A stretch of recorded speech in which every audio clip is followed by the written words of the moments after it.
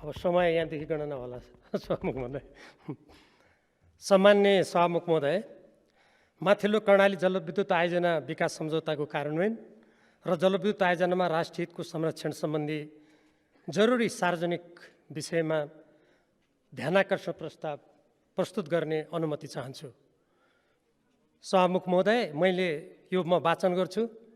अलिकति समय बढी लागेछ भने यसलाई पुरा गर्न दिन हुन म विशेष अनुरोध गर्न चाहन्छु। नेपालको कुल जलविद्युत क्षमता 83,000 मेगावाट र आर्थिक रूपमा सम्भाव्य 42,000 मेगावाट रहेको मानिँदै आएको छ। यो 1960 को दशकमा गरिएको अध्ययनमा आधारित छ। गम्भीर पुनर्मूल्याङ्कन भएको पाइँदैन। झन्डै 111 वर्ष अघि जलविद्युत आरम्भ भएको र 83 वर्ष अघि विद्युत उत्पादन कम्पनी स्थापना भएको देशमा हालसम्म केवल 2269 मेगावाट मात्र उत्पादन हुनु अत्यन्त दुःखको कुरा हो। मन्त्रालयको श्वेतपत्र अनुसार आगामी 5 वर्षमा विद्युत खपत 700 युनिट किलोवाट घण्टा र 10 वर्षभित्र 1500 युनिट किलोवाट घण्टा पुर्याउने तथा आगामी 10 वर्षभित्रमा आन्तरिक खपतका लागि विद्युत उत्पादन 15,000 मेगावाट पुर्याउने भन्ने लक्ष्य पुरा हुने स्थिति देखिँदैन। विद्युत ऊर्जाबाट यथेष्ट लाभ लिन नसकेको अवस्था छ। यद्यपि अर्को सरकारी तथ्याङ्कले आगामी 10 वर्षमा 6,171 मेगावाट मात्र उत्पादन हुन सक्ने देखिएको छ। आयात गरेको थियो भने अधिकतम 217 मेगावाट निर्यात गरेको थियो। अगस्त महिनामा दैनिक अधिकतम 367.7 मेगावाट निर्यात गरेको थियो भने अधिकतम आयात 89 मेगावाट गरेको थियो। विभिन्न कारणले गर्दा करिब 1700 मेगावाट घण्टा लगातार 1 घण्टा 1000 किलोवाट प्रयोग हुँदा 1 मेगावाट घण्टा जान्छ। देशमा विद्युत आपूर्ति बन्द भएको थियो। अथवा समग्र राष्ट्रिय आवश्यकताको प्रक्षेपण तथा हालसम्मको विद्युत आयात र निर्यातको वस्तुगत लेखाजोखा नगरी विद्युत बेचेर पैसा कमाइयो भनेर ढङ फुक्नुको औचित्य देखिन्न।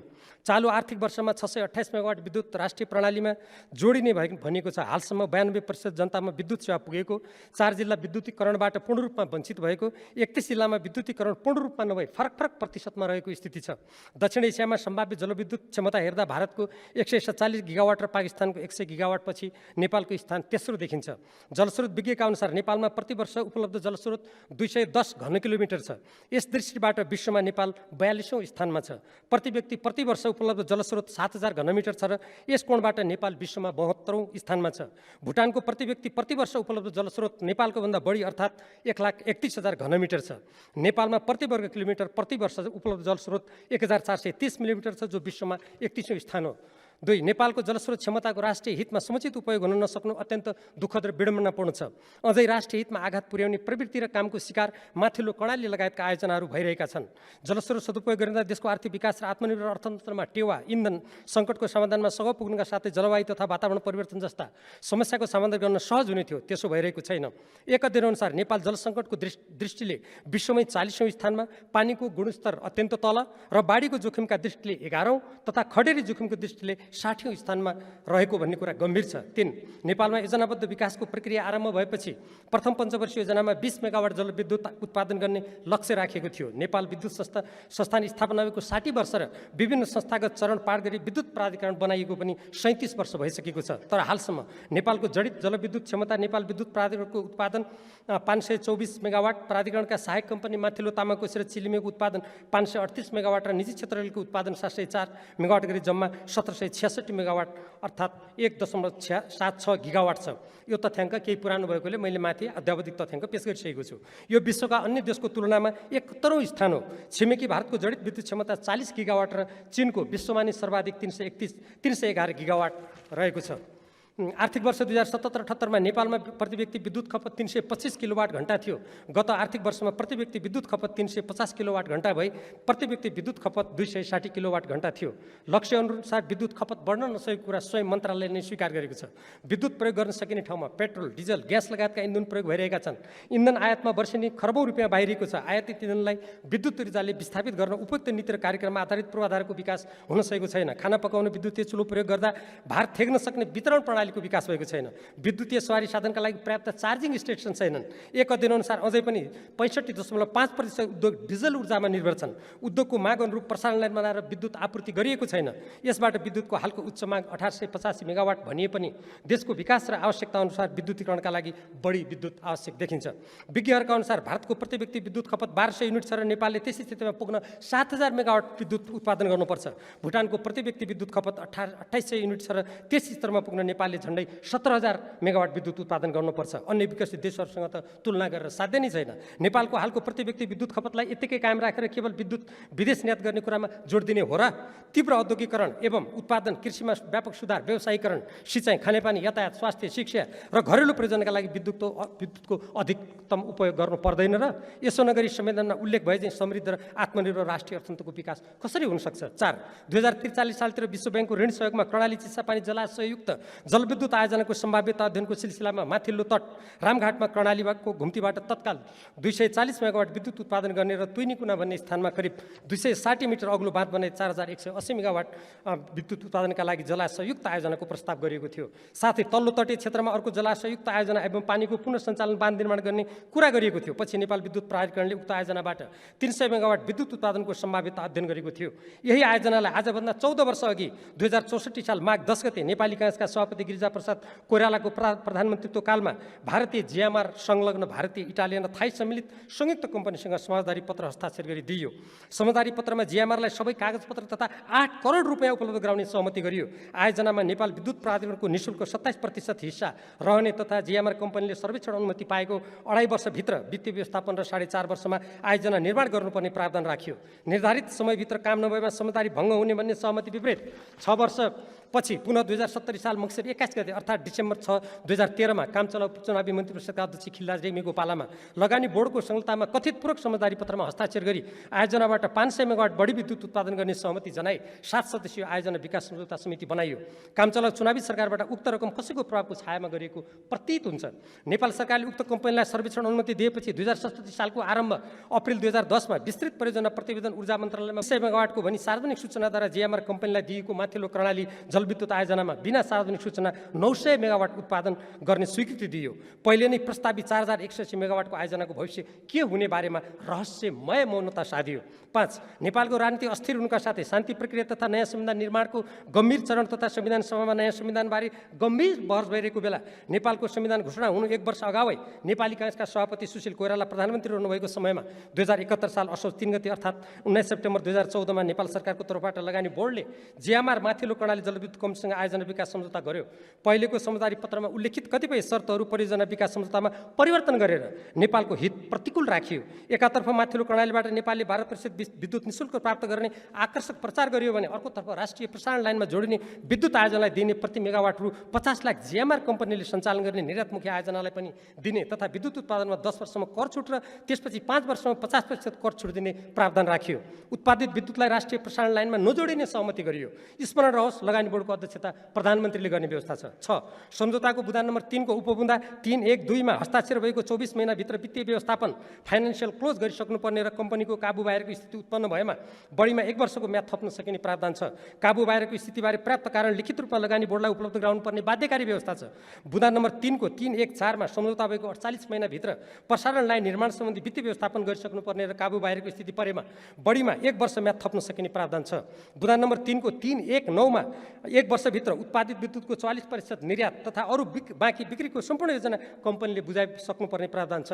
यसको पालना नगरी समयावधि गुजारेमा सम्झौताको दफा 7.3 को उपदफा 734 अनुसार जिएमआरले प्रतिदिन प्रति मेगावाट रु 1389 नेपाललाई क्षतिपूर्ति दिनुपर्ने प्रावधान छ। सोही प्रावधानमा म्याद थप गरी आयोजना निर्माणको लागि दिइने अतिरिक्त समयावधि 4 वर्ष 6 महिनाभन्दा बढी हुने छैन भनिएको छ। तर सम्झौता भएपछि 93 महिना अर्थात् 7 वर्ष 9 महिना बिताएर जिएमआर कम्पनीले सम्झौताको उल्लङ्घन गरेको छ। यसो गरे बापत जिएमआरले कम्तीमा करिब 2 अर्ब रुपियाँ नेपाललाई क्षतिपूर्ति तिर्नुपर्ने हो। तर सरकार सम्झौता विपरीत जिएमआर कम्पनीकै स्वार्थ साधन गरिरहेको देखिन्छ। यसो गर्नु नेपालको राष्ट्रिय हित, स्वाभिमान, सम्झौता र कानुन विपरीत हुन्छ। 7. माथिल्लो कर्णाली जलविद्युत आयोजना अलपत्र पारेर 14 वर्षको समय खेर गएको मात्र होइन, आयोजनाको लागत समेत बढ्नेछ।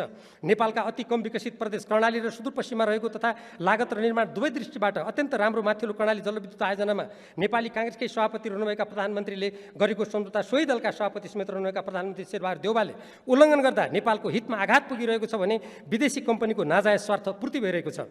भारतद्वारा प्रसारण लाइनमा कुनै सहमति नभई जिएमआर कम्पनीले कहिले बङ्गलादेशले विद्युत किन्ने सहमति जनाएको भन्दै भ्रम सृजना गर्ने र कहिले अनुमति पत्र अरूलाई बेच्ने प्रयास गर्दै आएको छ। हालै माथिल्लो कर्णाली आयोजनाको ठूलो हिस्सा इलेक्ट्रिसिटी द फ्रान्स भन्ने कम्पनीलाई जिएमआरले बेच्न सहमति गरी एउटा 5 तारे होटलमा भोजको आयोजना गरेको कुरा सार्वजनिक भएको छ। यसरी आयोजना बेच्ने अधिकार जिएमआरले कहाँबाट पायो?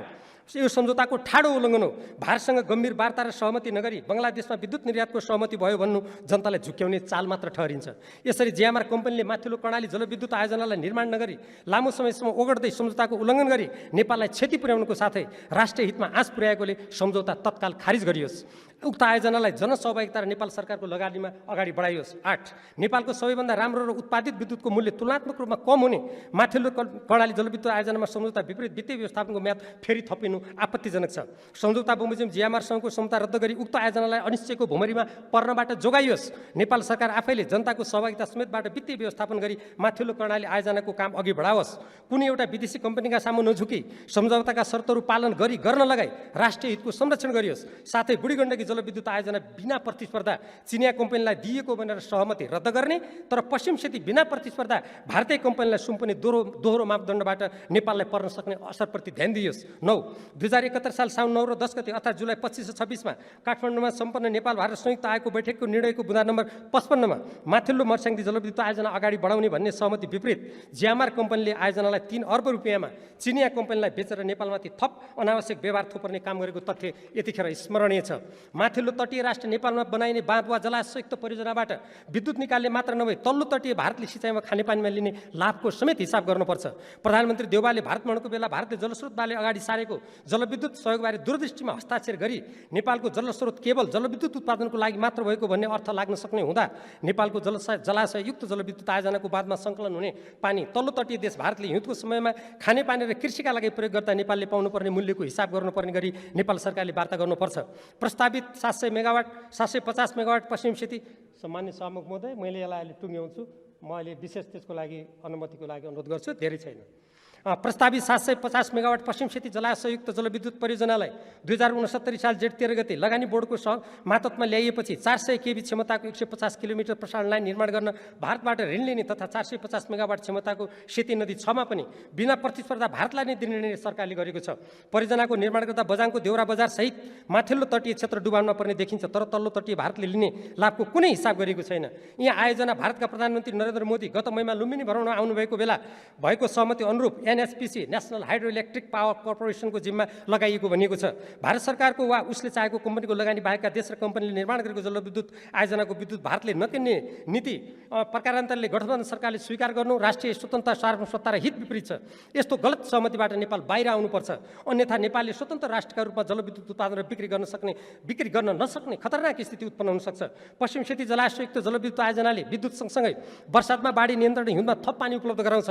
यस परियोजनामा करिब 195 मिटर अग्लो बाँधको जलाशयले नेपालको झण्डै 2000 हेक्टर जमिन सधैँ डुबाउन पर्छ। बर्सातको पानी सञ्चय गरी सालाखाला 100 क्युमेक्स घनमिटर प्रति सेकेन्ड पानी हिउँदमा उपलब्ध गराउँछ। उक्त पानी कर्णाली नदी हुँदै भारतीय भूमिमा सिँचाइको लागि पानीको खाँचो भएको याममा पुग्छ। यस्तो पानी सित्तैमा भारतलाई दिन मिल्दैन र नेपालले त्यसको मूल्य पाउनुपर्छ। यसो गर्नु अन्तर्राष्ट्रिय कानुन र अभ्यास सम्मत हुन्छ। पश्चिम सेती आयोजनाको तल्लो तटीय क्षेत्रमा नेपालभित्रै रानी जमरा कुल एरिया सिँचाइ आयोजना पनि भएकोले पश्चिम सेतीको बाँधले नियमन गरेको पानी यही प्रयोग गर्न सकिन्छ भन्ने तर्क पनि आउन सक्छ। तर उक्त सिँचाइ आयोजना करिब 100 वर्ष अगाडि नै नेपाली किसानहरूले निर्माण गरेका हुन् र हाल यसमा स्तरोन्नति हुँदैछ। मूल नहरले कर्णाली नदीको दायाँ किनारको प्रवेशबाट पानी पाउँछ। मूल नहरको संरचनाको अधिकतम क्षमता 100 क्युमेक्स घनमिटर प्रति सेकेन्ड छ। कर्णाली नदीको न्यूनतम प्राकृतिक बहाव नै 300 क्युमेक्स हो। तसर्थ पश्चिम सेती आयोजनाबाट प्राप्त हुने पानी यस सिँचाइमा प्रयोग नहुने प्रष्ट देखिन्छ। 10 नेपाल सरकारले अरुण चौथो जलविद्युत आयोजना निर्माण गर्न नेपाल विद्युत प्राधिकरणलाई अधिकार दिएकोमा नेपाल सरकारको कुनै औपचारिक निर्णय र अन्तर्राष्ट्रिय प्रतिस्पर्धा बिना प्राधिकरणका प्रमुखले प्रधानमन्त्री देउवाको निर्देशनमा भारतलाई ठूलो हिस्सा बिक्री गर्ने सहमति भारतीय प्रधानमन्त्रीको लुम्बिनी भ्रमणको बेला गर्नुभएको छ। के यो नेपालको हित अनुकूल भयो त? एकातर्फ देशले वर्षमा 800 मेगावाटसम्म भारतबाट विद्युत ऊर्जा प्रति युनिट 32 रुपियाँसम्म खर्च गरेर किन्ने तथा महँगोमा विद्युत आयात गर्ने, सस्तोमा निर्यात गर्ने, अर्कोतर्फ देशमा विद्युत ऊर्जाको मध्यकालीन र दीर्घकालीन आवश्यकताको वस्तुगत लेखाजोखा एवं प्रक्षेपण नगरी विद्युत ऊर्जा बढी भएको हल्ला फिजाएर देशका रणनीतिक महत्त्वका नदीनालाहरू विदेशीको हातमा सुम्पने गलत नीति परित्याग गरियोस्। देशका लागि वर्तमान र भविष्यको यथार्थ आवश्यकतालाई प्राथमिकता दिइयोस्। 2071 साल साउन 9 देखि 11 गते अर्थात् जुलाई 25 देखि 27 2014 मा तत्कालीन भारतीय विदेश मन्त्री सुषमा स्वराजको भ्रमणको बेला जारी संयुक्त वक्तव्यको बुँदा नम्बर 17 मा पञ्चेश्वर बहुद्देशीय योजनाको विस्तृत परियोजना प्रतिवेदन बनाउने भनेको थियो, तर अहिलेसम्म बनेको छैन। 2052 साल माघ 29 गते भएको महाकाली नदीको एकीकृत विकास सम्बन्धी सन्धि भएको 26 वर्ष भयो। 10 वर्षमा पुनरावलोकन गर्ने भन्ने प्रावधान छ। माननीय तर सन्धिको सदस्यहरू, अब मैले चिताउनु अब टुङ्ग्याउनुहोस्। अलिकति मात्र माग्छु। मैले तपाईँलाई 5 यो मिनेट समय अन्तिम प्याराग्राफ हो सभामुख महोदय, अन्तिम प्याराग्राफ। नदी व्यक्ति विवाद सम्बन्धी भएको 26 वर्ष भयो, 10 वर्षसम्म पुनरावलोकन गर्ने भन्ने प्रावधान छ। तर सन्धिको न पुनरावलोकन भएको छ न सन्धि अनुसार काम नै भएको छ। उल्टै गठबन्धन सरकारका प्रधानमन्त्री शेरबहादुर देउवाबाट पश्चिम सेती र सेती 6 बिना प्रतिस्पर्धा भारतीय कम्पनीलाई सुम्पने काम गरिएको छ। यस सम्बन्धमा राष्ट्रिय हितलाई सर्वोपरि राख्दै निर्णयको दुविधाको अन्त्य गरियोस्। 12 हाल देशका विभिन्न भागमा अघोषित रूपमा विद्युत आपूर्ति कटौती गर्ने गरिएको छ। कर्णाली प्रदेश र सुदूरप्रदेश लगायतका पिछडेका स्थानहरूमा विद्युत आपूर्ति झनै अनियमित छ। जनतालाई शास्ति छ। उदाहरणको लागि कर्णाली प्रदेशमा जम्मा 45% जनसङ्ख्याको मात्र विद्युतमा पहुँच रहेको तथा हुम्ला र डोल्पामा विद्युत प्रसारणलाई नजोडेको स्थिति लिन सकिन्छ। उद्योग धन्दा चलाउन त कुरै झनै कठिन छ। अन्तिम अब वाक्य नेपालको संविधानको धारा 279 मा रहेको सन्धि वा सम्झौताको अनुमोदन, सम्मेलन, स्वीकृति वा समर्थन सम्बन्धी प्रावधानलाई निष्क्रिय तुल्याइएको छ। जलाशययुक्त आयोजनाबाट उत्पादित विद्युतका साथै सुक्खायाममा अतिरिक्त पानी पनि पाइन्छ। पानी प्राकृतिक स्रोत भएकोले यस सम्बन्धी क्षमता दुवै सदनको 2/3 बहुमतले संसदबाट नै पारित हुनुपर्छ। अतः नेपालको संविधान अनुसार विदेशसँग गरिने सन्धि सम्झौताको अनुमोदन, सम्मेलन, स्वीकृति वा समर्थनका सम्बन्धमा संघीय कानुन बमोजिम हुने भनेकोले तुरन्त यो कानुन ल्याइयोस्। यस्तो संवैधानिक प्रावधान नेपाल जस्तो संवेदनशील भूराजनीतिक अवस्थितिमा रहेको देशमा प्राकृतिक स्रोतहरूको सदुपयोग देशको हितमा हुन सकोस् भनेर नै गहन छलफल पश्चात संविधानमा राखेको सबैले स्मरण गरौँ। सम्मान्य सभामुख महोदय, प्रस्तुत ध्यानाकर्षण प्रस्तावका सम्बन्धमा सम्मानित प्रतिनिधि सभाका सम्मान्य सभामुखबाट नेपाल सरकारलाई आवश्यक निर्देशन हुन तथा सम्पूर्ण माननीय सदस्यहरूको गम्भीर चासो, सरोकार तथा समर्थनका लागि हार्न अनुरोध गर्दछौँ। यसमा प्रश्नकर्ता 2 जना मान्यहरू काठमाडौँ बाहिर रहनुभएको हुनाले उहाँले भनिदिनु भन्नुभएको छ। समय दिनुभएकोमा धन्यवाद।